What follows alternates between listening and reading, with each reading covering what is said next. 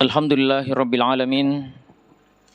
Alhamdulillah alladzi khalaqal mauta wal hayata liyabluwakum ayyukum ahsanu amala. Asyhadu an la ilaha illallah wahdahu la syarikalah wa asyhadu anna Muhammadan abduhu wa rasuluhu la nabiyya ba'dah.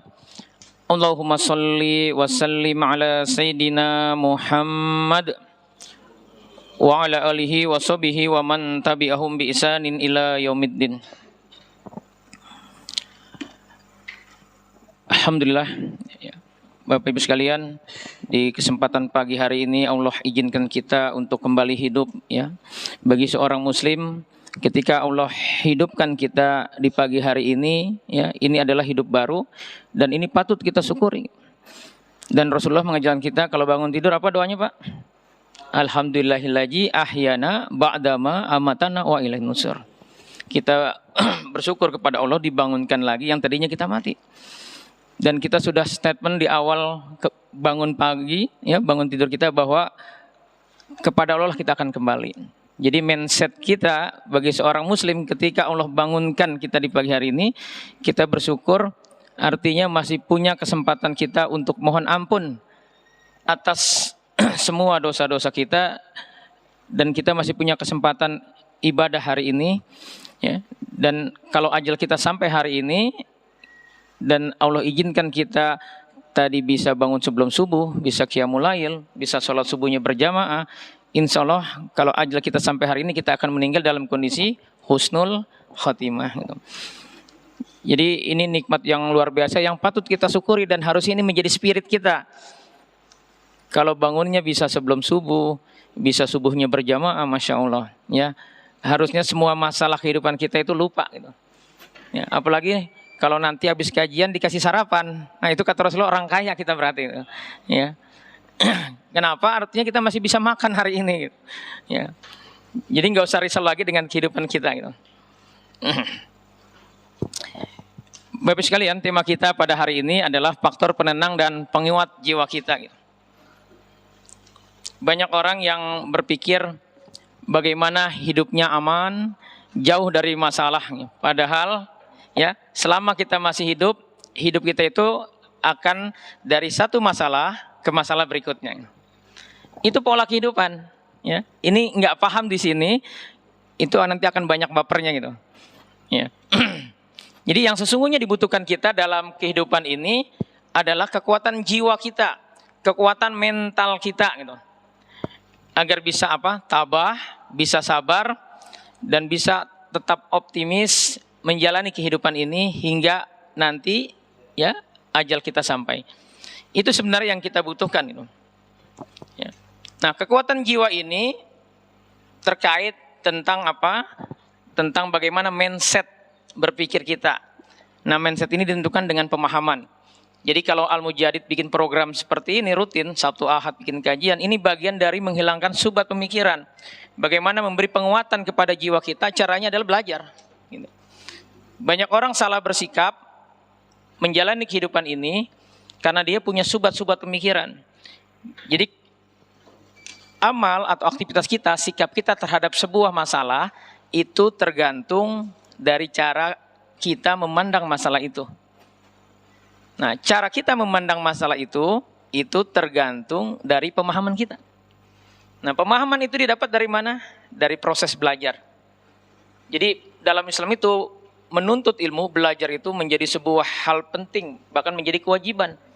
Menuntut ilmu, ya, sampai kita masuk ke liang kubur kita. Karena setiap saat kita pasti diuji, gitu. Ya. Nah, itu yang pertama, bahwa orang akan terus bermasalah dalam kehidupan ini, salah bersikap ketika dia mindset berpikirnya belum pas, belum benar, belum sesuai yang Allah mau. Dan yang kedua, dia akan bermasalah kalau dia punya polutan, punya belenggu di jiwanya. Nah, dua hal inilah yang seringkali menjadi faktor utama penyebab orang kenapa dia tidak bisa istiqomah dalam kebaikan. Nah, fenomena umat sekarang ini, ya, kenapa materi ini kita angkat? Karena banyak orang yang khawatir dengan masa depannya. Ini kesannya sepele, ya. Padahal kalau ini tidak Bapak Ibu break, ya tidak benar-benar dievaluasi di diri kita, ya nanti kita akan terus kadang semangat, ya akan mudi, kadang semangat, kadang kita malas, ya mudah kecewanya dengan apa? Dengan ujian-ujian yang datang, dengan peristiwa-peristiwa yang sebenarnya sepele gitu.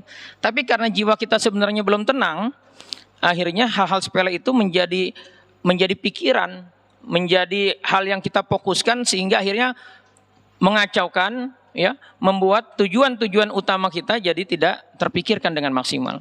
Di awal tahun kan kita setting goals, 2024 mau seperti ini gitu kan.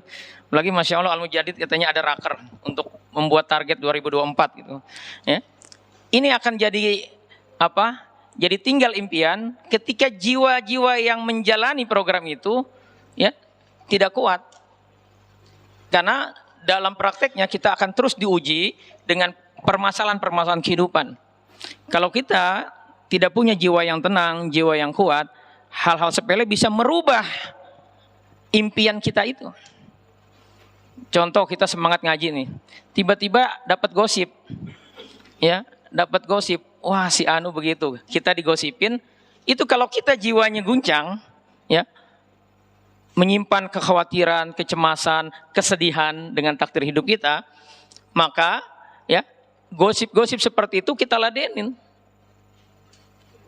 Oh kalau gitu saya nggak mau ngaji lagi. Wah kalau gitu saya nggak dihargai gitu. Akhirnya dampaknya apa? Nggak mau ngaji lagi. Padahal ini bagian dari perangkap setan. Bagaimana melemahkan komitmen kita untuk menggapai, ya, husnul khotimah. Nah inilah stressing materi kita hari ini.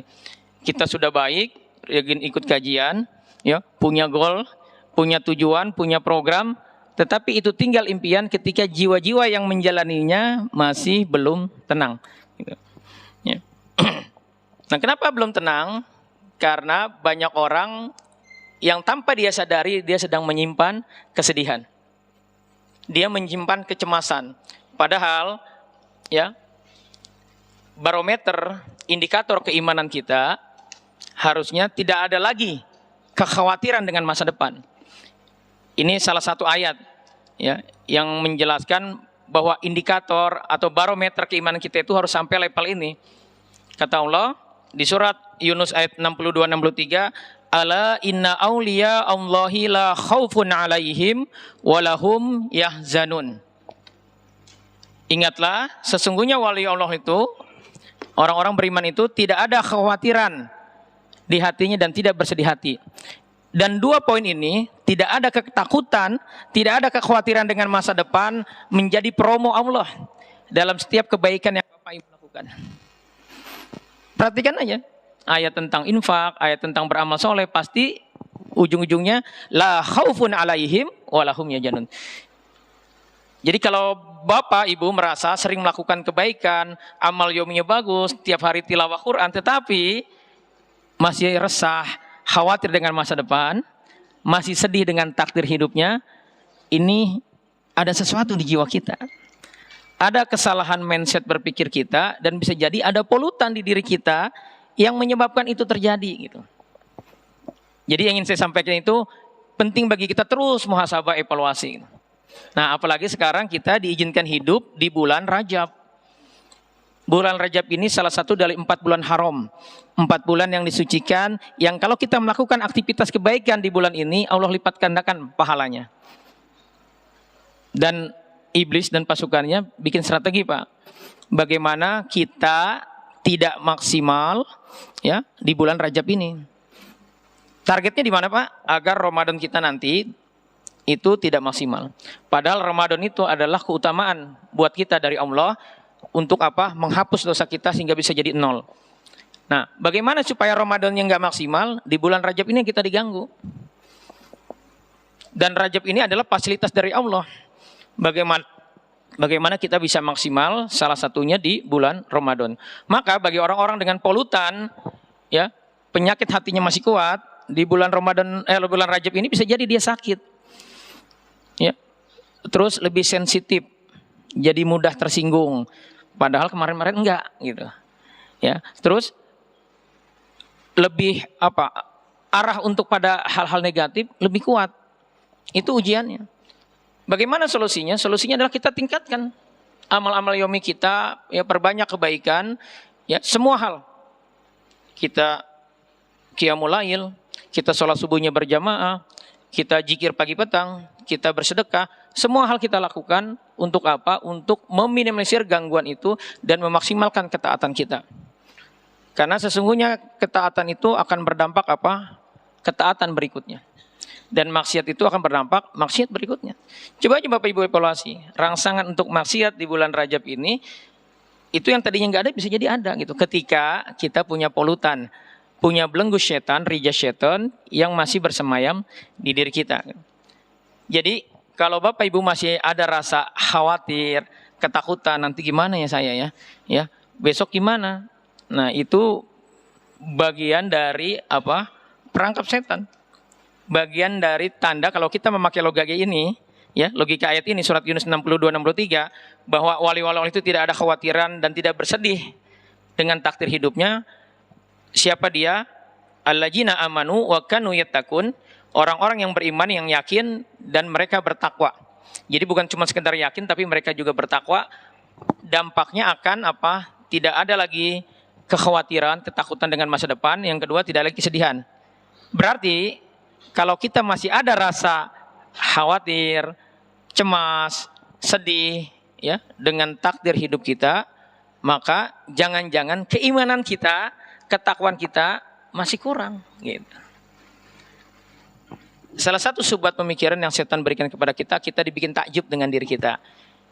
Nah kita evaluasi Pak ya, apakah kita masih menyimpan kesedihan atau enggak? Ini mohon maaf, kesedihan ini kebanyakan di ibu-ibu. Gitu. Ibu-ibu evaluasi, ada gak kesedihan yang ibu simpan? Bagaimana kita tahu, mengukur bahwa jiwa ini menyimpan kesedihan adalah kita cek aja, ada gak peristiwa yang kalau kita cerita peristiwa itu padahal sudah 5 tahun lebih, bahkan ada yang 20 tahun lebih, tapi kalau cerita masih bisa nangis. Kemarin saya menterapi pasien, masih muda baru 28 tahun suami istri, ini suaminya ngeluh, istri saya marah terus, kalau berantem pengennya minta cerai terus. Gitu. Dan ada satu hal yang saya kaget dan saya tidak duga saat kami menikah adalah ketika dia ingin pinjam mobil ayahnya, tapi ternyata lupa dipakai mobil sama ayah, dia marahnya luar biasa, kata-kata yang nggak baik dikeluarkan. Saya kaget sekali. Dan semenjak dia marah seperti itu, berubah dia gitu. Nah, ini terjadi apa Pak? Karena dia menyimpan kesedihan. Apa kesedihannya? Disebutin beberapa, tapi saat dia cerita biasa aja, nggak ada ekspresi sedih. Tapi satu hal nih kata suaminya, Ustadz, dia sedih tuh kalau dia cerita tentang tantenya. Jadi tante itu sebaya dengan dia, ya. Tantenya ini pramugari meninggal kecelakaan pesawat di tahun 2018. Berarti sudah berapa tahun tuh? 5 tahun. Nah saat cerita itu, ya, dia nangis. Ini kan aneh, gitu kan? Padahal sudah 5 tahun dan itu tantenya masih bisa nangis. Nah, berarti apa? Dia menyimpan kesedihan. Nah, Bapak Ibu evaluasi, ada gak di diri kita yang seperti itu? Kalau cerita peristiwa itu, nih kebanyakan yang saya tangani itu adalah ketika cerita tentang kematian ibunya, kematian ayahnya. Kesannya bagus, wah berarti sayang sama orang tua. Padahal itu dilarang. Apa dalilnya? Surat Ali Imran ayat 139 salah satunya. Kata Allah, wala tahinu, jangan merasa hina, jangan minder, kata Allah jadi orang. Mentang-mentang kita paling miskin di komplek, bawaannya minder aja, nggak boleh. Gitu. Terus dilanjutkan, wala tahinu, jangan sedih, kata Allah. Maksudnya jangan menyimpan kesedihan. Kalau baru peristiwa terjadi, wajar kalau kita sedih, ada famili yang meninggal, sedih, itu fitrah kita. Tetapi ketika berlalu, ya, sudah lama masih menyimpan kesedihan, maka itu tidak boleh. Nah kita karena punya sebab pemikiran, nggak apa-apa dong, gitu kan. Itu kan orang tua kita meninggal, ya, dan biasanya ada bumbu-bumbunya di belakangnya tuh. Saya merasa kurang berbakti segala macam gitu, ya. Padahal itu dilarang, nggak boleh. Nah jadi Bapak Ibu evaluasi, ketika masih menyimpan kesedihan, maka jiwa Bapak Ibu tegang. Ketegangan ini yang membuat kita jadi sensi, Bu. Suami ya salah sedikit, gitu. Begitu juga Pak, istri kelupaan bikin kopi marah kita, padahal sepele. Nah, Bapak Ibu penting mengevaluasi sisi itu. Kenapa? Karena itu bagian dari tanda-tanda perangkap setan di jiwa kita. Nah, hari ini kita akan bedah itu, ya, bagaimana kita juga menghilangkan itu. Ya. Bisa dipahami ya arah pembicaraan kita hari ini. Ya. Ya. Nah, Bapak Ibu sekalian, ya, kenapa kita sudah rajin ibadah, tapi masih ya aja kita mudi? Kan target materi ini adalah solusi bagi yang masih mudi. Mudi tahu ya Pak ya? Kadang baik, kadang marah, ya, kadang sedih, ya, gaje gitu, nggak jelas, gitu, ya, bikin bingung. Ya. Terus ribut suami istri, ntar nyesel, maaf-maafan, ntar ribut lagi, ntar nyesel lagi, maaf-maafan, ribut lagi, gitu. Ya, terus saja begitu pola hidupnya. Ya, jangan sampai seperti itu, karena kalau tiba-tiba ajal kita sampai, ya, saat kita lagi marah, lagi negatif, ini wassalam kita. Padahal kita punya niat pengen matinya husnul khotimah. Jadi solusi bagi yang mudi, yang masih mudah kecewa, mudah guncang jiwanya, serta suka mengalami kecemasan dan was-was. Ya. Nah, Bapak Ibu sekalian, ya kenapa kita masih seperti itu? Ya, saya coba mengevaluasi kenapa orang seperti itu.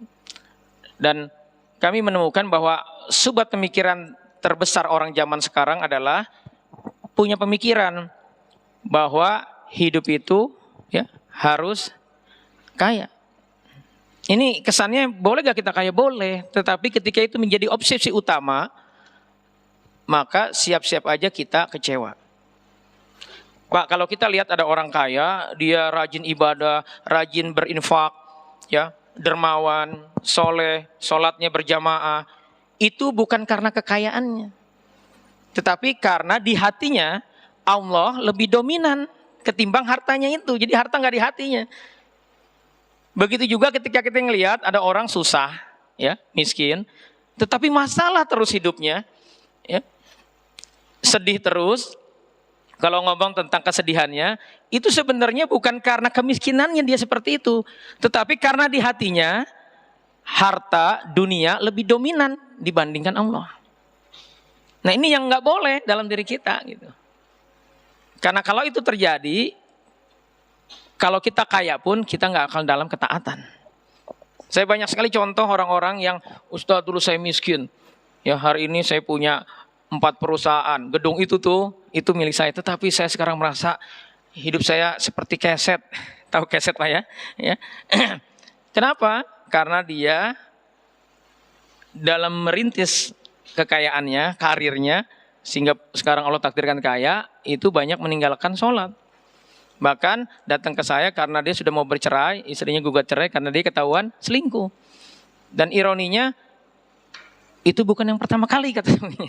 Istrinya tahu ini baru pertama kali, ini kan masalah benar gitu. Ya, jadi kenapa? Karena orientasi utamanya adalah hanya sekedar kaya. Padahal ya ada 3 orang keren dalam Al-Quran, ada Namrud, ada Korun, ada Fir'aun yang kayanya luar biasa, hidupnya impian kita, tetapi hari ini lagi nangis, sedih dengan takdir hidupnya. Kenapa? Karena dia saat hidup tidak taat kepada Allah, matinya su'ul khotimah, lupa dia. Nah, orang ketika dia punya mindset, punya subat pemikiran bahwa hidup itu untuk kaya, jadi semua diukur dari materi, maka ketika dia belum sesuai dengan keinginannya, ini apa yang bermain Pak ketika kita pengen kaya ini? Nafsu kita. Nafsu itu sampai mati tidak akan pernah puas. Kata Allah, alhaqumut takasur hatta zurtumul maqabir. Enggak bakal puas nafsu ini sampai kita masuk ke liang kubur. Dikasih punya 1 peti emas, kita pengen peti kedua. Sudah punya peti kedua, pengen peti ketiga. Bahkan kata Rasulullah, kalau sudah punya 1 tambang emas, kita pengen tambang kedua. Itulah nafsu. Maka kalau orientasi kita hanya sebatas ini, maka jiwa kita itu lagi nggak sehat sebenarnya. Ada salah orientasi. Itu yang harus kita evaluasi. Ya nanti kapan-kapan kita bahas antara karena Allah dengan nafsu. Karena ini, jadi banyak orang kenapa? Dulu dia semangat dalam dakwah, kok sekarang malah berbalik. Ya. Kenapa? Karena sebenarnya penggerak utama dari aktivitasnya bukan karena Allah, tetapi nafsunya. Ini beda tipis Pak. Bapak nggak jujur, ibu nggak jujur, ya melayani suami mohon maaf ya, karena takut suaminya buka cabang, bukan karena Allah, nanti ibu bahkan banyak kecewanya gitu. Karena bukan karena Allah. Karena urusan dunia ini siap-siap aja kecewa. Begitu juga bapak ketika berangkat kerja, nyari nafkah, bukan niatnya nyari nafkah, tetapi bagaimana bisa kaya, hanya itu orientasinya, ya. Bagaimana karirnya naik terus, ya. Itu sebenarnya sah-sah aja Pak, tapi yang saya maksud ini adalah jangan sampai kita hanya dunia yang kita inginkan. Karena sesungguhnya, ya, takdir Allah itu pasti terjadi terhadap diri kita. Kalau takdirnya kaya, kita akan kaya, walaupun bapak pemalas. Jadi bukan sebuah kebanggaan. Nah, ini memang penting kita memahami tentang takdir dan ujian. Supaya apa? Saat kita dikasih kelebihan sama Allah, enggak bangga diri. Karena itu bukan prestasi kita sama sekali. Itu karena Allah. Terus kalau kita ternyata dapat musibah, enggak sekeren tetangga kita enggak sedih. Ya. Nah, dua inilah yang menjadi perangkap setan. Yang membuat kita akhirnya jadi mudi. Gampang marah, gampang kecewa. Nah, sobat pemikiran terbesarnya karena kita punya ini. Hidup untuk kaya. Akhirnya berlomba-lomba menumpuk harta, hanya fokus dunia. Omongannya selalu apa? Kalau kaya, dia cerita tentang apa? Kebanggaan terhadap capaiannya. Saya dong punya ini pesawat pribadi, gini segala macam gitu kan. Ya. Kalau dia nggak seperti itu, merasa kalah karena tengahnya, kesedihan aja. Jadi dunia menjadi fokus, akhirnya lupa tujuan hidup yang sebenarnya. Tidak menyiapkan bekal akhirat. Padahal kita pasti mati. Nah, padahal kata Allah, ya kata Rasulullah, hakikat kekayaan itu adalah bukan banyaknya kemewahan dunia. Namun kaya adalah hati yang selalu merasa cukup, qanaah. Ya.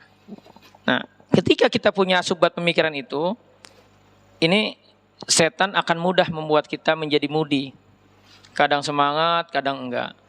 Ya, nanti kita akan bahas detailnya supaya Bapak Ibu nggak kebingungan untuk bisa memahami ini ya. Jadi Bapak Ibu sekalian, ada 3 posisi, 3 aspek yang akan selalu diganggu setan. Ini pintu-pintu utamanya ya, yang kita akan selalu diganggu di sisi ini setiap hari. Ya. Yang pertama di sisi fokus kita, dibuat kita tidak fokus, tidak khusyuk, ya, terus tidak konsisten. Punya goals, ya, set apa target di 2024, tapi dibikin kita tidak fokus untuk mencapai itu. Dan ini permainan setan. Nah, jadi cirinya adalah ketika Bapak Ibu zikir pagi petang, tetapi akhirnya malah jadi main HP, malah jadi merasa nggak nyaman, ya, padahal zikir.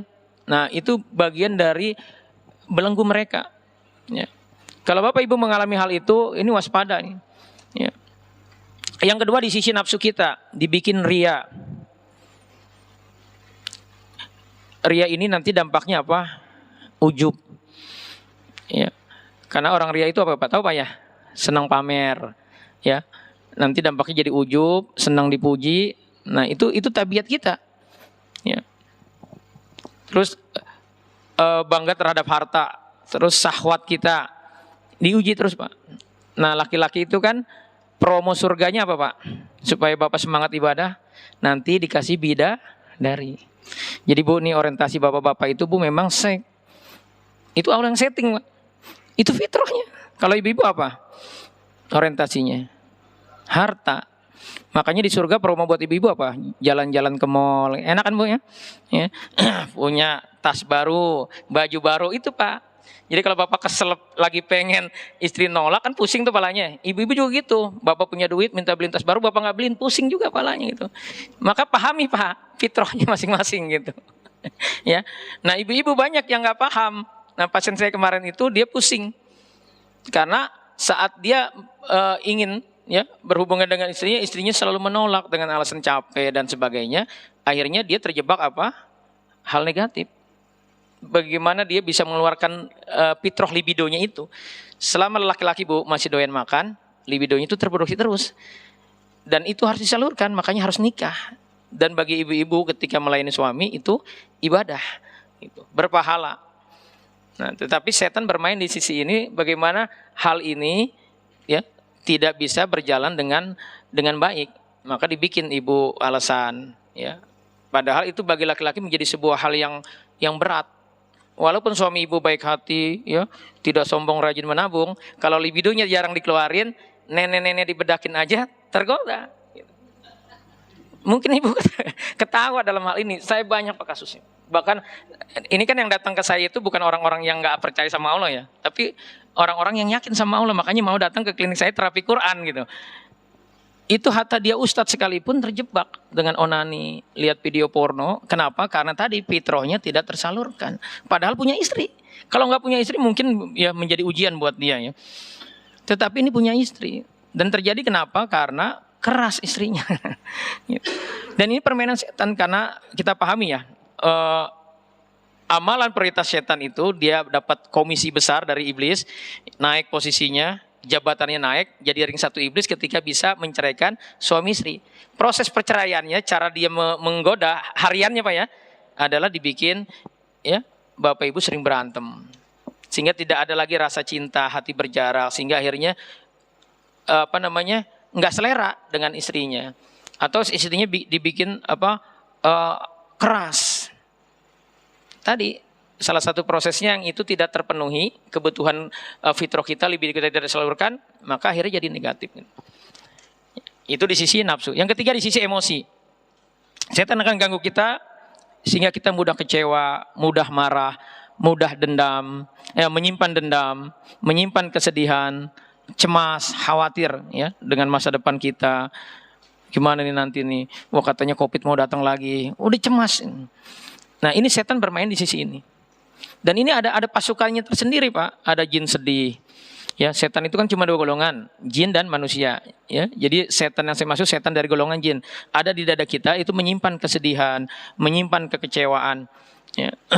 Jadi kalau ada itu hati-hati, ini bagian dari yang akan setan terus ganggu di diri kita. Gitu. Dan kalau kita tergoda di salah satu aja, jiwa kita bermasalah, maka siap-siap aja kita akan punya penyakit. Karena hati kita bermasalah, maka siap-siap aja kita punya penyakit. Ini survei, ya penelitian profesor dari Jepang. Dan ini sudah diaminkan oleh para dokter. Ada dua dokter sahabat saya. Pertama dokter Susi dari Sumatera, itu dia ahli bedah saraf. Dia bilang, orang-orang itu sakit degeneratif itu karena jiwanya bermasalah. Jadi penelitian ini sudah diaminkan oleh para dokter.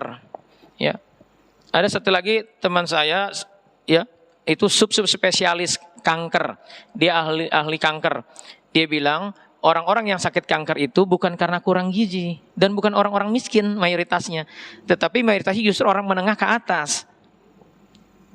Dan bisa jadi penyebabnya karena dia bermasalah di sisi hatinya gitu. Menyimpan kesedihan, kekecewaan. Ya.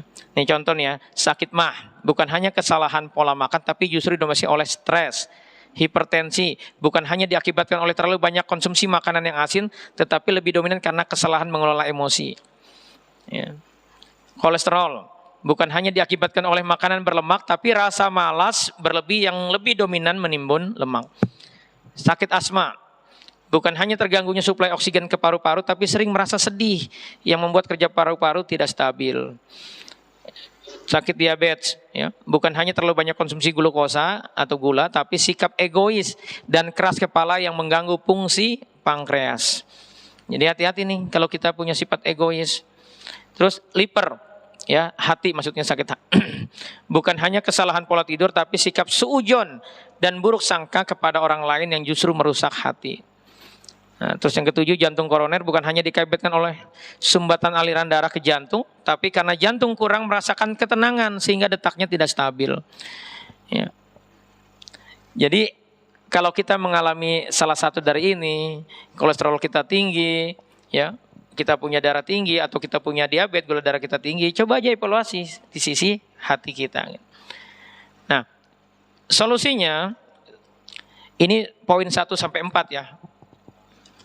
Jadi Bapak Ibu sekalian, kalau kita ingin mengambil ibroh, mengambil pelajaran, mengambil suri teladan, maka ambillah dari Rasulullah dan dari para sahabat.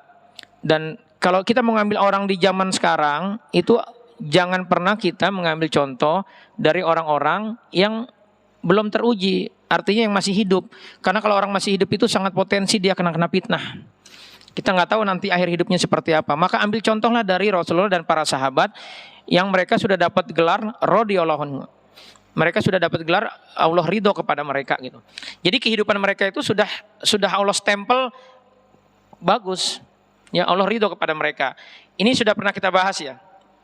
Waktu itu judulnya adalah tentang kesehatan mental.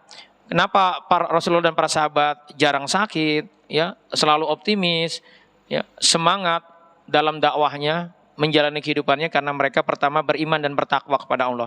Levelnya apa tadi Pak? Tidak ada lagi kekhawatiran, ya, tidak ada lagi apa? Kesedihan. Nggak sedih dengan takdir hidupnya, ya. Oh iya, terkait dengan sedih, emang bisa ada orang nggak sedih gitu? Karena gini. Pertama ya, kenapa kita nggak boleh sedih sama Allah? Karena kalau kita sedih, itu menjadi peluang setan buat masuk ke dalam jiwa kita. Yang kedua, Allah sudah jelaskan bahwa semua ujian itu la yukallifullahu nafsan illa usaha. Kita nggak bakal diuji kecuali sebenarnya pakai sanggup. Jadi ini cuma kita hanya diminta allazi khalaqal mauta wal hayata liyabluwakum ayyukum ahsanu amala. Kita hanya diminta apa? Bersikap terbaik dari semua peristiwa itu. Kalau enak kita disuruh bersyukur, ya. Kalau ujiannya enak. Kalau ujiannya nggak enak, kita diminta apa? Bersabar. Dua itu aja yang kita mainkan. Dan itu hanya bisa terjadi kalau kita yakin dengan janji-janji Allah. Ya. Nah, kehidupan ini, ya kenapa kita diminta jangan sedih? Karena sudah disetting sama Allah. Ayat tadi, la yukallifullahu nafsan illa usaha, itu kan kita tidak akan diuji kecuali pasti sanggup. Ini ayat. Semua ayat dalam Al-Quran itu akan bekerja sampai hari kiamat, Pak. Coba aja perhatikan. Ada yang hari ini masih, dulu pasti kan kita pernah diuji dengan hal-hal yang membuat kita jadi sedih. Bahkan sebagian orang pengen bunuh diri karena peristiwa itu. Nah pertanyaan saya, hari ini masih sedih dengan peristiwa itu? Pasti jawabannya apa? Enggak, lupa bahkan kita sebagian kita. Artinya apa? Ayat ini bekerja. Jadi kalaupun kita diuji hari ini guncang, sebenarnya kita diminta sabar aja, nanti juga selesai masalahnya. Ini air ya. Kalau saya isi debu, ya, saya goyang-goyang, kan jadi keruh. Ya. Bagaimana supaya air ini jadi bening lagi? Diemin aja udah. Nanti siang jadi bening lagi gak airnya? Jadi bening lagi. Besok lebih bening lagi gak? Lebih bening lagi. Nah begitulah kita harusnya terhadap masalah. Udah sabar aja, yang penting kita jangan maksiat hari itu, ahsanu amala, bersikap terbaik, nanti juga selesai masalah itu. Jangan terlalu pakai logika kita gitu maksudnya. Itulah yang Allah mau. Fokus aja kita ya terhadap kebaikan. Gitu. Bisa dipahami Bapak Ibu ya? Jadi sebenarnya sesederhana itu. Nah setan bikin kita nggak sederhana, diaduk-aduk terus perasaan kita. Apalagi kalau Bapak Ibu sudah terkontaminasi jargon-jargonnya NLP, Neuro Linguistic Programming. Bagaimana otak itu seolah-olah segalanya gitu. We are what we think. Aku berdasarkan apa yang aku pikirkan. Nah, jargon ini batil dalam Islam. Karena akhirnya kita jadi ujub. Seolah-olah segala sesuatu itu bisa kita setting sesuai kemauan. Enggak gitu. Kita hanya diminta apa? Ridho dengan takdir kita. Apapun capaiannya enggak penting. Yang penting kita jangan maksiat. Kita tetap dalam ketaatan. Ya, ini poin 1 sampai 4. Ya, iman kepada Allah. Orientasinya akhirat. Jadi kenapa para sahabat bisa bahagia, bisa tenang jiwanya? Karena dia iman dan bertakwa. Karena orientasinya akhirat. Ya, karena ridho dengan takdir Allah. Dan mereka senantiasa berdoa. Ini sudah saya jelaskan. Nah, saya mau fokus hari ini. Ini kata kunci dari ya kenapa para sahabat itu tenang jiwanya. Karena mereka hidupnya sederhana. Ya. Jadi hal terpenting yang penting ada dalam kehidupan kita adalah kita menyederhanakan hidup ini. Kalau dulu lagi konsepnya adalah all you need is less. Ya. Yang kita butuhkan itu segala mengurangi. Bapak Ibu sekalian, ya. Umar pernah datang ke rumah Rasulullah. Dan saat datang melihat Rasulullah lagi tidur. Tidurnya di apa? Di tikar yang sudah butut. Dan bantalnya pelepah kurma yang keras. Umar nangis ngeliat itu. Karena nangis, Rasulullah terbangun. Ditanya sama Rasulullah, ya Umar, kenapa kamu nangis? Kata Umar, ya Rasulullah, engkau ini kekasih Allah. Orang yang mulia. Tetapi kenapa hidupmu seperti ini? Tidak seperti Kaisar Romawi, ya, Kaisar Persia, raja-raja Persia itu hidup dalam gelimang harta. Lalu kata Rasulullah apa? Sesungguhnya kehidupan ini adalah perjalanan. Tempat kita nyari bekal, bukan tujuan. Maka sederhanakanlah hidup itu gitu. Bapak mau pulang kampung nih Pak. Apakah di rest area Bapak bikin tenda terus wah dimaksimalin di situ gitu, dihabiskan uang kita di rest area? Enggak kan? Nah, kehidupan juga harusnya begitu, disederhanakan. Kehidupan itu sehingga apa? Pertama, auditnya nanti gampang, ya. Jadi kalau hari ini Bapak merasa kok gaji saya ya ngepas terus nggak bisa nabung, justru bersyukur Pak. Nanti diauditnya gampang gitu. Abdurrahman bin Auf pernah sedih. Kenapa dia sedih? Karena dia dapat kabar dari Rasulullah bahwa nanti Abdurrahman bin Auf itu masuk surganya merangkak, sehingga selisih di akhirat, waktu akhirat itu setengah hari. Setengah hari itu kalau satu hari kan katanya 1000 tahun. Berarti kalau setengah hari 500 tahun. Nangis Abdurrahman bin Auf dengar ini. Berarti dia akan tertunda lama masuk surganya. Padahal kan dia dijamin masuk surga gitu. Gara-gara gini Abdurrahman bin Auf punya komitmen, saya harus miskin supaya audit gampang. Jadi kalau tiap bulan ibu suka pusing kalau tanggal tua, ini calon-calon penghuni surga, auditnya gampang nanti. Ya Allah, saya gaji segini, habis buat bayar kuliah anak, bayar sekolah anak, mudah, gampang pertanggungjawabannya. Yang repot nih Pak, coba perhatikan deh orang-orang yang kelebihan duit, belinya apa tuh biasanya kelebihannya? Ya pastikan belinya apa? Souvenir, ya. Apa hal-hal yang sebenarnya nggak butuh juga dia gitu, ya. Maka kata Rasulullah sederhanakan hidup ini, gitu. Nah Abdurrahman bin Auf dapat kabar itu langsung komitmen, saya harus miskin. Nah qadarullah hari itu, saat itu di Madinah sedang musim kurma, tapi karena musim hujan kurmanya jadi busuk, nggak bisa dijual. Nah Abdurrahman bin Auf punya ide membeli semua kurma semadinah. Tuh kebayang gak tuh Pak hartanya kayak apa tuh, ya, dibeli. Akhirnya miskin di hari itu. Karena habis hartanya untuk beli kurma itu. Tapi karena takdir Allah kaya, beberapa waktu kemudian datang utusan dari Raja Yaman lagi nyari obat. Di Yaman lagi ada wabah, obatnya kurma busuk. Yang punya Abdurrahman bin Auf. Akhirnya terpaksa harus beli. Dan mereka berani bayar 10 kali lipat karena susah nyari kurma busuk gitu. Jadi Abdurrahman bin Auf niatnya mau miskin, takdir Allah ningkat kekayaannya jadi 10 kali lipat, lebih kaya lagi gitu. Ini kan Masya Allah. Nah yang saya mau sampaikan, apakah Abdurrahman orientasinya adalah pengen kaya? Enggak. Jadi hati-hati kita kalau sering kali didoktrin harus kaya. Enggak gitu dalam hidup ini. Tapi yang benar adalah harus terus berbuat kebaikan, harus taat, jangan maksiat sama Allah. Itu yang harus menjadi fokus kita. Ada lagi kisah bagus ya dari Baro bin Malik. Baro bin Malik itu adiknya Anas bin Malik. Ibunya Baro bin Malik nih Bu ya, keren nih Bu ibunya Baro bin Malik sama ibunya Anas bin Malik. Anas bin Malik itu dihibahkan, diwakafkan untuk jadi khodimatnya Rasulullah. Kebayang gak tuh ya? Jadi hidupnya sehari-hari bersama Rasulullah. Ya Rasulullah, ini anak saya, silakan ya dimanfaatkan ya untuk membantu semua kebutuhan Rasulullah sehari-hari. Dampaknya apa? Ya dia tahu semua tentang bagaimana style hidup Rasulullah. Dan Rasulullah sebagai bentuk balasan atas kebaikan ibunya Anas bin Malik didoain. Anas bin Malik didoakan apa? Jadi orang kaya. Dan itu terbukti Pak, karena doa Rasulullah kan makbul, mustajab. Anas bin Malik saat meninggal itu dia punya anak dan keturunannya lebih kurang 90 orang lebih. Dan kaya, meninggal usianya juga 90 tahunan. Gitu. Nah adiknya didoain, lebih keren lagi doanya. Apapun yang diucapkan, dipanjatkan oleh Baro bin Malik, itu pasti dikabulkan. Gitu. Milih mana Pak kalau didoain itu Pak? Milih yang kedua pasti kan. Orang siapa aja yang dipanjatkan pasti dikabulin sama Allah. Tetapi kita lihat kehidupan Baro bin Malik. Dia Pak, bajunya banyak tambelan. Jadi milih hidup miskin dia. Sama teman-temannya dibilang begini nih, kalau bahasa kita ya. Baro, ente kan sudah didoain Rasulullah. Kalau doa pasti dikabulin. Kok hidup ente kayak gini sih? Nggak kayak abang ente kira-kira gitu lah. Ya. Apa jawaban Baro bin Malik? Sesungguhnya aku mendengar dari Rasulullah, kebanyakan penghuni surga itu orang miskin. Jadi karena para sahabat itu orientasinya adalah pengen masuk surga. Ya. Maka dia takut kalau dia kaya, nanti auditnya lama. Malah nggak jadi penghuni surga. Bahkan Bara bin Malik berdoa matinya dia bisa membunuh musuh dan dia terbunuh. Artinya minta mati syahid matinya. Dan itu dikabulin sama Allah gitu. Jadi Bapak bisa pahami Pak ya, bagaimana orientasi para sahabat itu ya bersikap terhadap dunianya. Bersikap terhadap harta. Jadi kita jangan kena begini jargon. Para sahabat itu kaya-kaya sehingga bisa sedekah banyak. Itu betul. Tetapi yang ditanamkan apa? Kaya-kaya terus. Sehingga ketika ternyata takdir Allah kita nggak kaya Pak, akhirnya kita banyak kecewanya.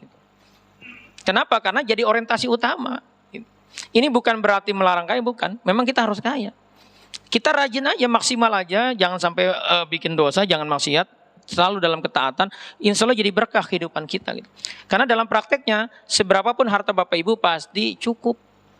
Coba aja evaluasi. Yang hari ini selalu merasa kekurangan, toh masih hidup sampai hari ini. Gitu. Apalagi Masya Allah dilebihkan Bapak Ibu bisa hadir kajian terus gitu. Masya Allah ini kan nikmat luar biasa gitu.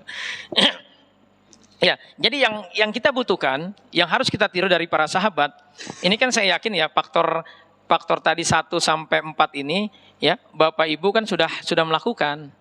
Tetapi bisa jadi yang kelima ini yang belum kita lakukan, ya bagaimana kita hidup sederhana. Artinya apa? Kurangi yang berlebih dari diri kita. Apa saja yang harus dikurangi? Yang pertama, kurangi ambisi dunia. Yang kedua, kurangi kekhawatiran dan kecemasan. Yang ketiga, kurangi hal yang membuat stres. Yang keempat, kurangi makan, ya khususnya junk food. Yang kelima, kurangi lagui, aktivitas yang tidak perlu. Nah, kita akan detilkan ini. Jadi walaupun Bapak merasa sudah banyak amalnya, akan jadi masalah kalau 5 ini tidak menjadi fokus. Ya. Oke, kita masuk Pak ya. Ya, kita masuk satu persatu dari ini. Yang pertama, kurangi ambisi dunia. Ya. Jadi banyak orang ya ketika dia tidak paham hakikat kehidupan bahwa hidup itu harus ngabdi sama Allah, harus ibadah, berpikir seolah-olah hidup itu bagaimana jadi kaya, jadi sukses, didecak-kagumin orang, itu aja jadi mindsetnya. Itu kita akan bermasalah gitu. Ya. Jadi coba evaluasi ambisi dunia kita masih begitu kuat nggak? Pak, ini kan saya lihat senior-senior ya, sudah jelita nih. Bapak Ibu jelita, jelang 50 tahun, bahkan lebih dari 50 tahun bisa jadi ya. Artinya sudah paham lah ya, sudah merasakan asam garam kehidupan, sudah tahu. Mau ngapain lagi coba? Kata Rasulullah kan usia kita, ya usia umat itu antara 60-70. Kalau sekarang 55 berarti kalau 60 5 tahun lagi Pak. Ya, kalau ibu-ibunya masih muda-muda kayaknya di bawah 40 semua ini. Karena kalau kata istri saya, kalau ibu-ibu tuh jangan dibilang tua, marah. Dia sedih Pak kalau dibilang tua sama suami. Jangan pernah Pak bilang istri Bapak tua, bilang aja muda terus. Apalagi kalau tanggal tua. Supaya bahagia istri kita Pak. Ya, karena banyak suami-suami males muji istrinya. Nah, kurangi ambisi dunia ini, ya. Pertama, tidak berlebihan. Ya. Yang kedua, kita qanaah Pak, merasa cukup, ridho dengan rezeki kita, dengan takdir Allah. Dunia ini Pak disetting kullu man alaina fan. Semua ya di dunia ini ya itu fana. Contoh nih, Bapak lagi puasa, lapar, terus sudah ngancem nih, pokoknya nanti buka puasa mau pakai es cendol, terus pakai jus duren, terus makan apalagi yang Bapak suka lah ya. Terpenuhi itu Pak, begitu buka puasa Bapak makan jus duren di mangkok pertama, enak tuh. Atau makan soto kesukaan Bapak, ya enak. Terus karena baik istrinya dikasih mangkok kedua. Pertanyaan saya, rasanya masih sama gak Pak dengan mangkok pertama Pak? Enggak. Saking baik istrinya dikasih lagi mangkok ketiga, enak bisa jadi. Gitu. Itulah dunia. Gitu. Dunia itu begitu. Pengen kita, coba Bapak evaluasi dulu, belum punya motor, pengen punya motor. Berapa lama Pak senangnya punya motor? Hah? Paling sebulan 2 bulan. Terus ngeliat tetangga punya mobil, kayaknya enak juga kalau punya mobil gitu kan. Beli mobil Avanza gitu, seneng gitu. Berapa lama senangnya Pak? Ya, paling kan sebentar, itulah dunia. Terus ngeliat yang lain punya mobil lebih bagus, pengen punya. Berapa lama senangnya? Sebentar. Itulah dunia. Capek banget kita hidup kalau urusan itu gitu. Padahal Bapak bisa jadi kelebihannya banyak. Karena fokusnya tadi harta nggak kelihatan. Padahal bisa ngumpul seperti ini.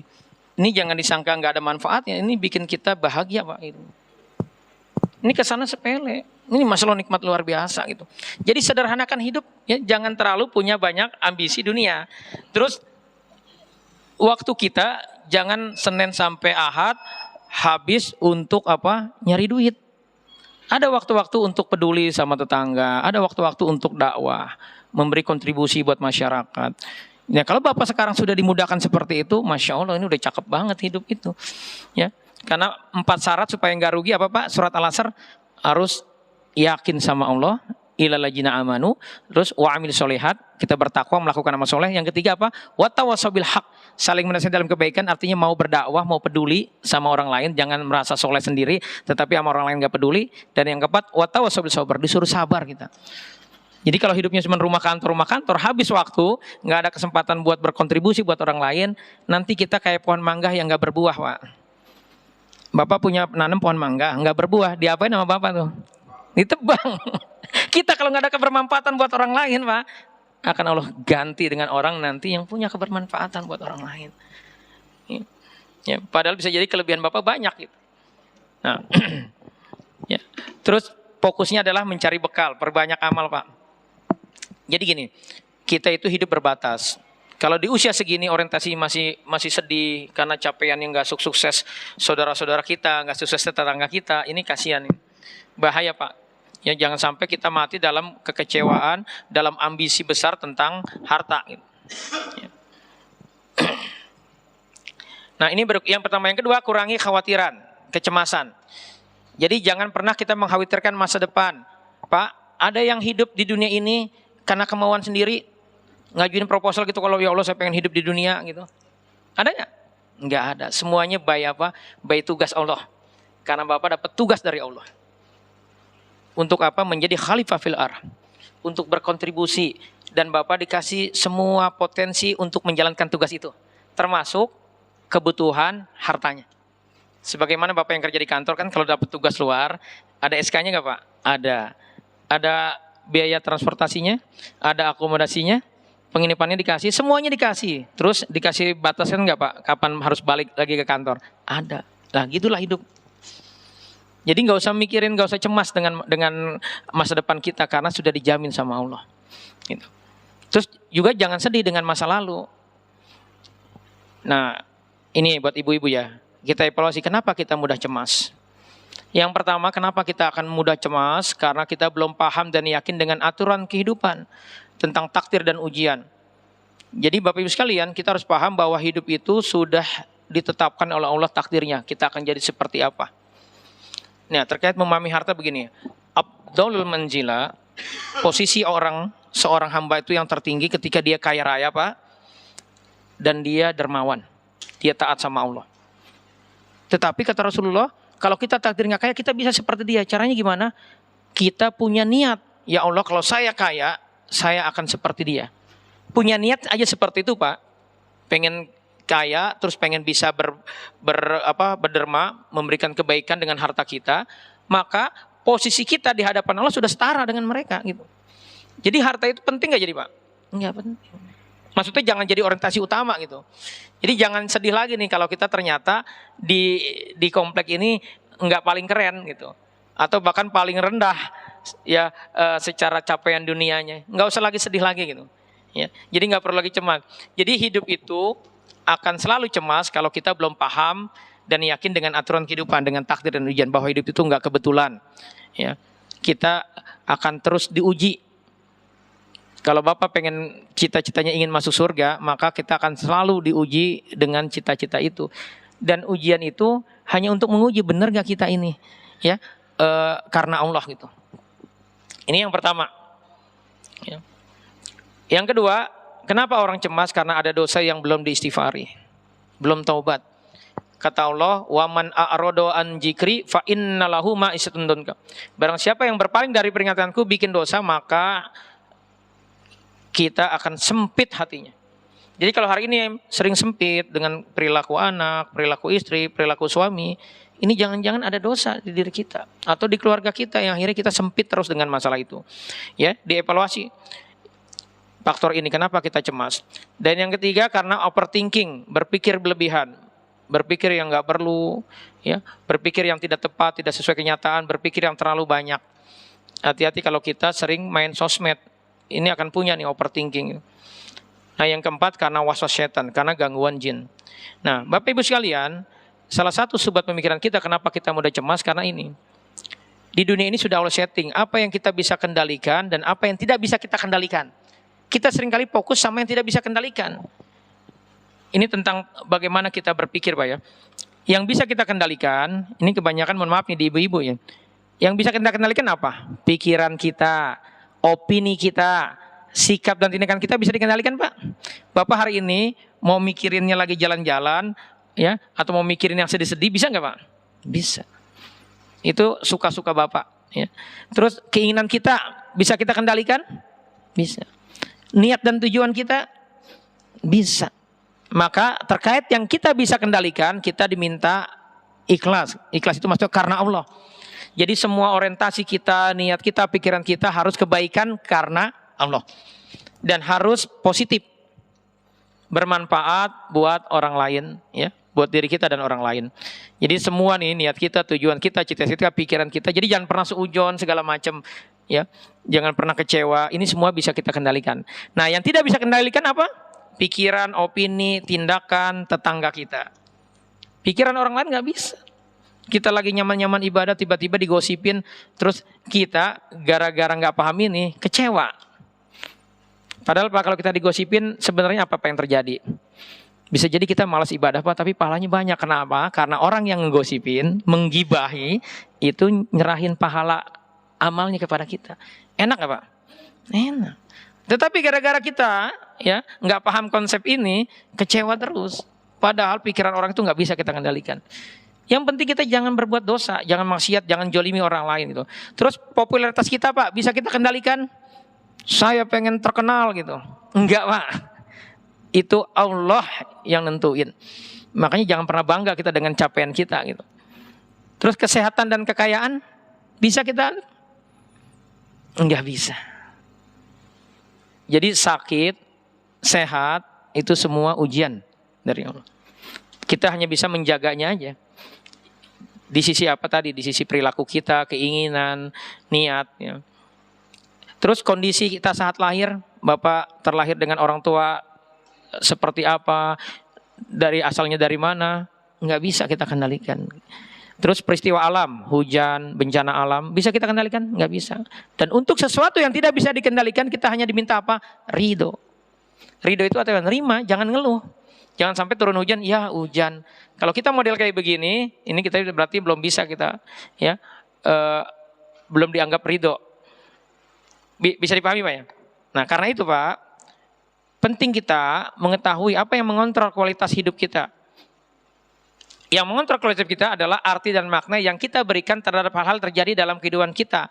Yang ini dibentuk dari keyakinan, pemahaman, referensi hidup, dan pertanyaan yang ada dalam diri kita. Jadi kalau kita tadi mau berangkat kemari ketemu tetangga udah senyum, dia nggak senyum, itu kan bisa Bapak Ibu artikan dua tuh, sombong amat gitu. Apalagi dia baru beli mobil baru, waduh. Ya. Kalau kita artikan gitu jadi sempit nggak hati kita? Sempit. Tapi kalau kita artikan, oh iya dia nggak ngelihat, gitu. Selesai, udah nggak ada masalah gitu. Paham ya maksudnya, memberikan arti ini ya. Terus arti yang kita berikan akan membentuk pola emosi. Tadi kalau artinya salah, emosinya jadi salah, jadi kesel kita. Terus pola emosi membentuk tindakan. Akhirnya kita ngomong sama teman kita sebelah, masa tadi si Anu, akhirnya jadi gibah gitu. Nah tindakan ini akan menentukan hasil yang didapatkan.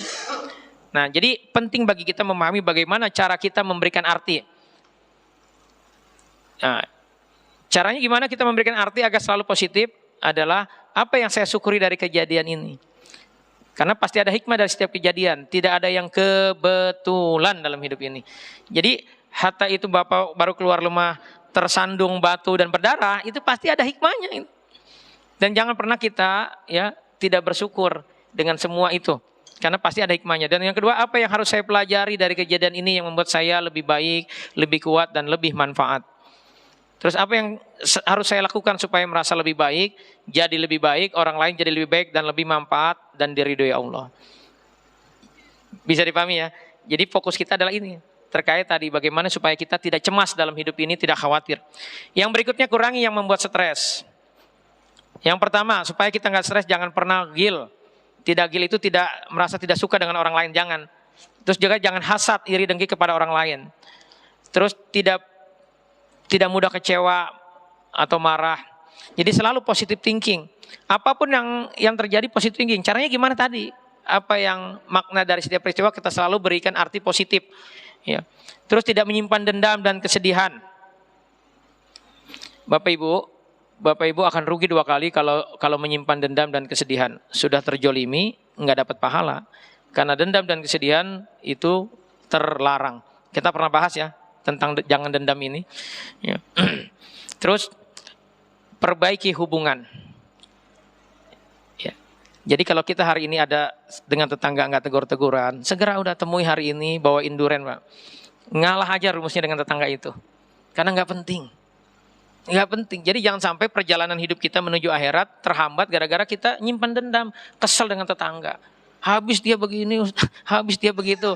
Ini nggak penting. Ya. Maka dengan tetangga Pak, ngalah aja, udah ngalah. Ngalah itu bukan berarti lemah, Pak. Ngalah itu membuat energi kita tetap positif. Gitu. Kalau Bapak Ibu modelnya adalah sering ladenin tetangga yang ngeselin, udah siap-siap aja, rusak aja mood kita. Kemarin dibikin raker jadi percuma tuh. Gara-gara kalian modelnya ya sering kali gitu ngeladenin gitu. Ya. Dan rumus kita Pak dari Allah, kalau kita punya tetangga yang enggak ngenakin, kata Allah, ini surat Fussilat ayat 34 Pak. Wala tastawil hasanatu wala siyah. Idfa billati hasan. Fa idzal ladzi bainaka wa bainahu adawatun ka'annahu waliyyun hamim.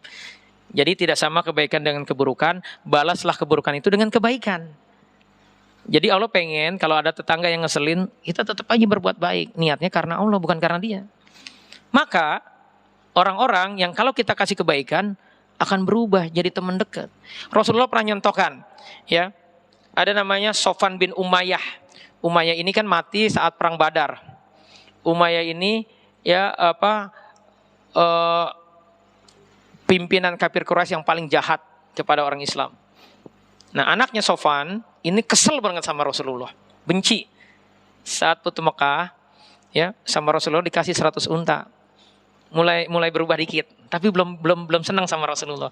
Sama Rasulullah dikasih lagi 100 unta, mulai itu berubah tuh hati. Tapi menurut Rasulullah belum baik banget nih, dikasih 100 unta lagi Pak.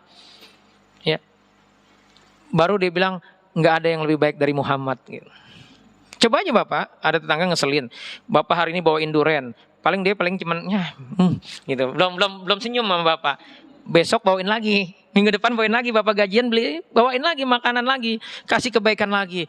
Terus saya yakin kalau sudah 4 kali, 5 kali berubah dia jadi ini kayaknya tetangga saya. Ini Allah yang ngajarin, Pak. Jadi jangan pernah kita ribet ya, capek ngurusin sikap negatif orang lain. Ya, saya tahu kalau Bapak jin ini kuat nih, apalagi ada jin boto hijaunya, The Hulk di tubuh Bapak. Nah itu mah diladenin hal-hal seperti ini. Emang gue takut gitu kan pasti ngomongnya kan. Padahal kata Allah suruh sabar. Karena itu gak penting. Coba Pak, kalau Bapak nurutin ya. Ibu nurutin ya, ada tetangga keselin. Waduh kalau gini mah gak bisa dibiarin, harus saya samperin nih. Terus ibu marah-marah. Setelah itu jadi bahagia gitu. Pak, kalau kita marah, energi kita diserap Pak sama jin di tubuh kita. Bawaannya jadi lemes. Dan kalau itu jadi pola kita, apa-apa marah terus, belum puas. Kan kata psikolog, ibu-ibu kalau ngomong itu 25.000 kata. Saya baru 5.000 nih, pokoknya harus saya keluarin gitu. Misalkan ibu terpengaruh dengan jargon itu, lihat dampaknya, lemes. Nanti wajah ibu lebih tua daripada usianya. Suaminya beli bedak mahal-mahal buat ibu, nggak efek. Ya. Jadi kurangi hal-hal yang memperbaiki. Perbaiki hubungan kita Pak. Bikin sama si A kita friend, sama si B kita friend. Semua orang friend. Caranya gimana? Ngalah. Nggak penting. Ya Pak, ada satu rumus bagus nih Pak. Ini kan lagi pemilu ya. Pasti grup musola, grup DKM jadi ribut, jadi pecah tuh. Gitu kan? Udah Pak. Ada orang-orang yang memang cuma pengen diakui aja. Dia merasa bener aja gitu. Maka sama tetangga rumusnya adalah kita indifference. Indifference itu jangan ditanggapin, udah biarin aja. Kita nggak usah pusing. Karena kalau orang-orang seperti Bapak nggak gampang berubah pendiriannya. Kalau memang sudah milih nomor 1 ya udah nomor 1 aja. Kalau memang udah nomor 2 atau nomor 3 udah itu aja. Dan nggak penting. Jadi jangan sampai kita jadi negatif gara-gara hal itu gitu. Ya. Jadi dengan orang-orang yang negatif, udah kita ngalah aja. Oh iya kamu memang keren, hebat. Gitu. Ya. Ngalah aja. Bisa dipahami Pak ya?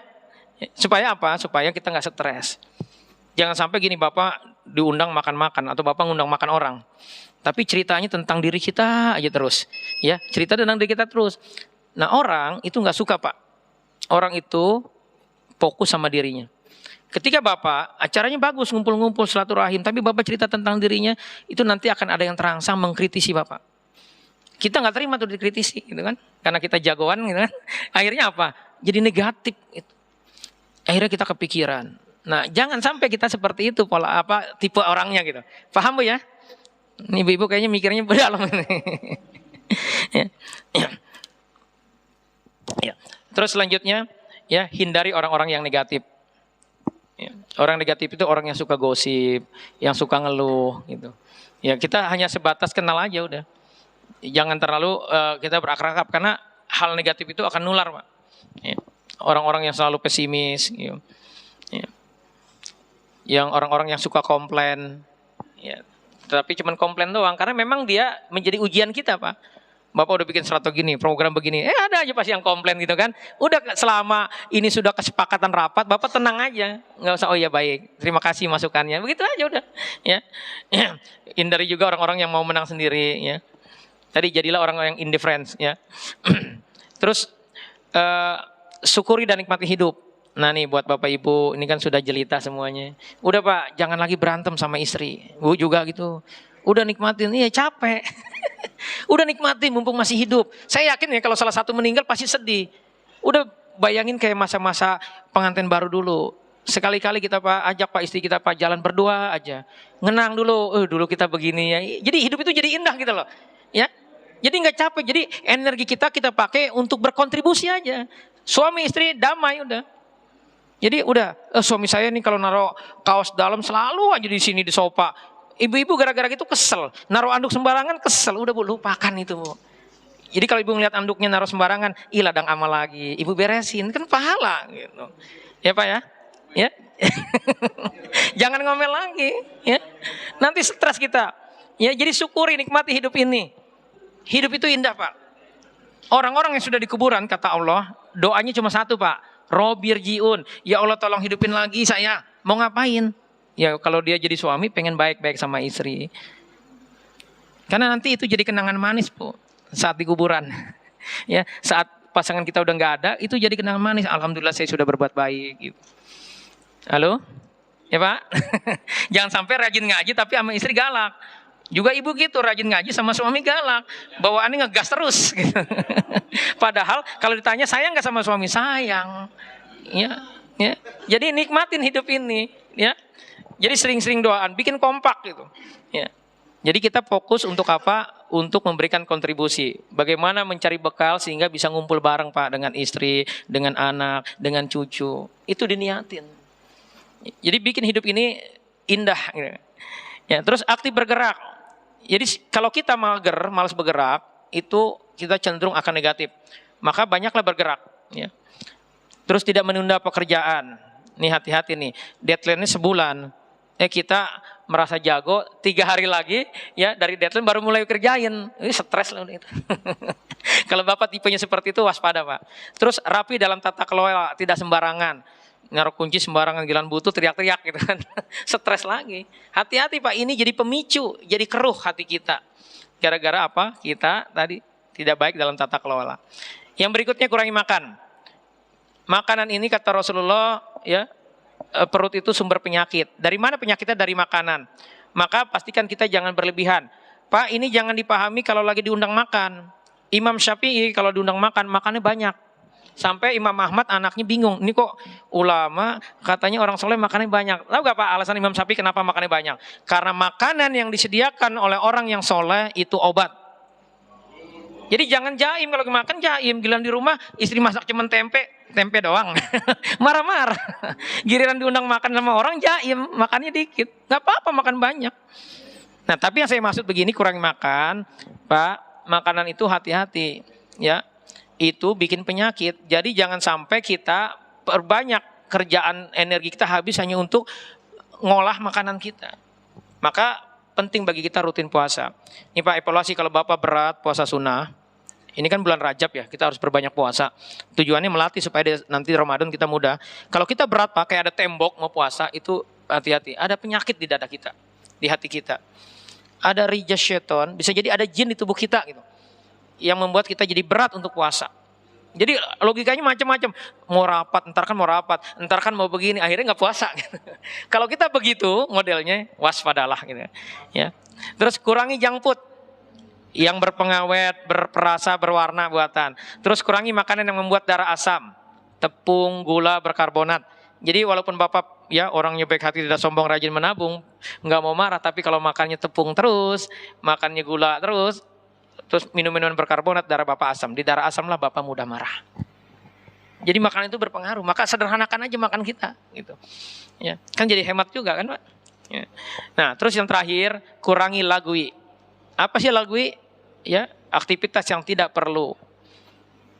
Kata Allah, walajina 'anil lagwi muridun. Ada 8 syarat orang beriman itu, salah satunya menghindari lagwi. Nih Pak, halo Bapak-bapak. Evaluasi hobi kita selama ini, Pak. Ya, hobi itu pakai nafsu apa enggak, Pak?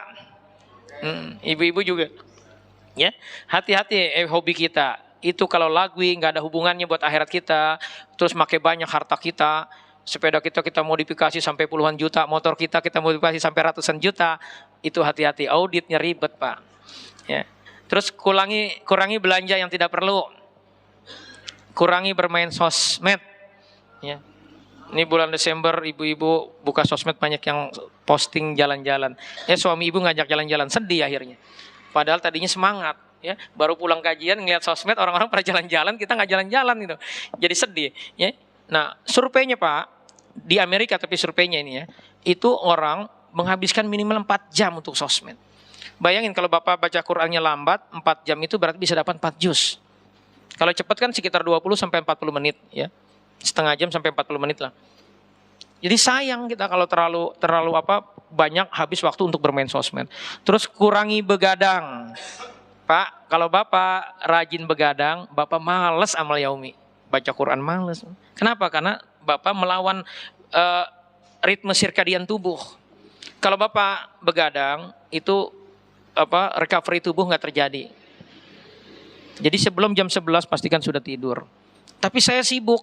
Nah, aktivis dakwah. Nah, udah ada 1 hari Pak, Bapak harus tidur cepat. Habis isya tidur, nanti seger lagi semuanya itu. Bisa dipahami Pak ya? Ya. Jadi kata Bang Roma kan, begadang jangan begadang kalau nggak ada perlunya. Jadi kalau nggak ada perlunya jangan begadang Pak, karena Bapak akan malas ibadahnya. Bapak akan negatif ya. Terus berusaha fokus saat aktivitas yang membutuhkan fokus. Jadi Pak, orang-orang dulu tuh kelebihannya ya. Kalau lagi makan ya makan. Lagi ngaji ya ngaji, lagi jikir ya jikir gitu. Jadi usahakan kita fokus, jangan dicampur-campur ya. Nah yang terakhir ya, kurangi lagu ini adalah tidak gibah. Jadi hati-hati ya. Jadi kalau tidak ada kepentingannya kita untuk membahas satu masalah yang itu melibatkan perilaku sifat orang lain, udah nggak usah dibahas. Ya, kalau memang tidak ada kepentingan, kecuali kepentingannya untuk memperbaiki hubungan, ya. Untuk kepentingan yang lebih baik lagi boleh. Nah terakhir, ya kuatkan jiwa kita, hilangkan kenyamasan dengan apa? Dengan zikrullah. Jadi sudah disetting sama Allah, jiwa ini hanya bisa tenang kalau kita dekat dengan Allah. Ya. Salah satunya apa Pak?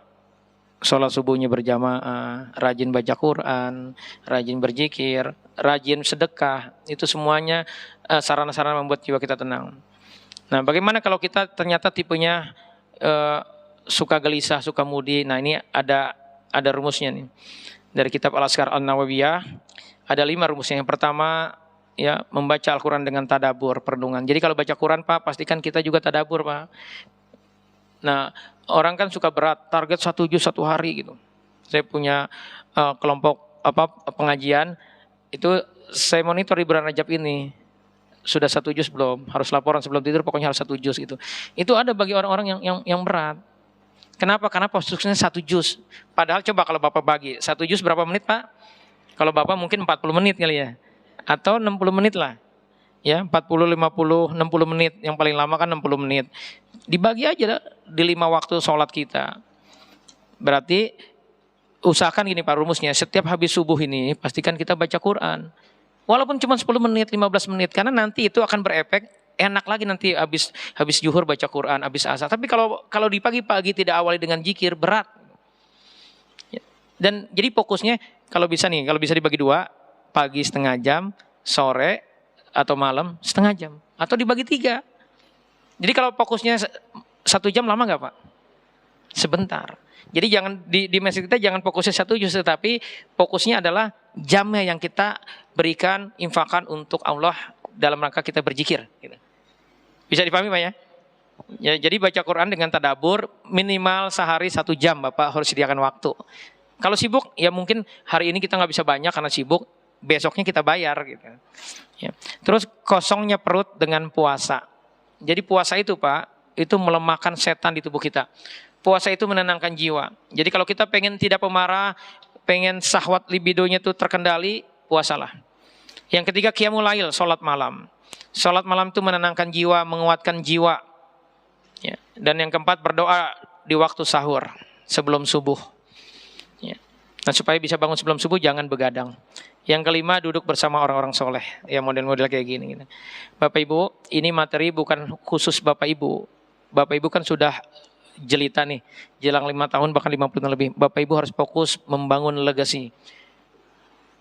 Fokus sama anak-anaknya gimana saat nanti Bapak Ibu mati, anak Bapak Ibu kelakuannya mirip Bapak Ibu gitu, taat sama Allah, baik sama tetangga, mau peduli. Maka materi ini harus jadi bahan diskusi ya Pak ya. Jadi jangan ego kita aja yang pintar, anak kita bodoh amat gitu. Tanpa kita sadari dengan alasan sibuk kita jarang ngobrol. Jadi jadikan ini materi ya, ini sebagai bahan diskusi malam ini dengan keluarga. Kalau istrinya nggak datang Pak, bahas ini. Ibu kalau suami nggak datang, bahas ini. Ya nanti saya share slide-nya. Tip mungkin itu yang bisa saya sampaikan. Ini mohon maaf ya melebihi waktunya.